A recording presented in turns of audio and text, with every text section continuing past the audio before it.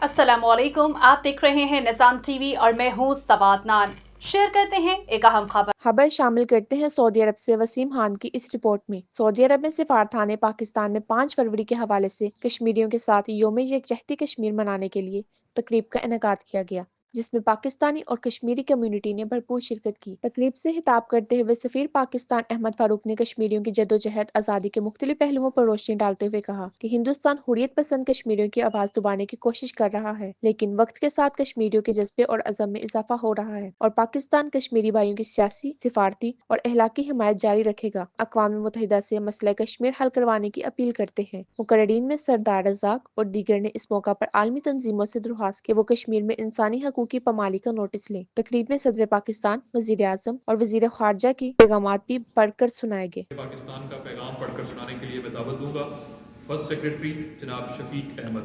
आज़ादी हासिल न करते हैं। 5 फरवरी को जब आज़ाद कश्मीर और पाकिस्तान के लोग इंसानी हाथों की जंजीर बनाकर अपने अटूट रिश्तों सऊदी अरब और रियाज भतानज केरला मार्केट सफा मक्का अस्पताल के करीब हशाम ओकला फार्मेसी आपकी खिदमत में पेश हर किस्म की म्यारी मेडिसिन पर 10% डिस्काउंट हासिल कीजिए। राब्ते के लिए 27665556 बेहतरीन मेडिसिन का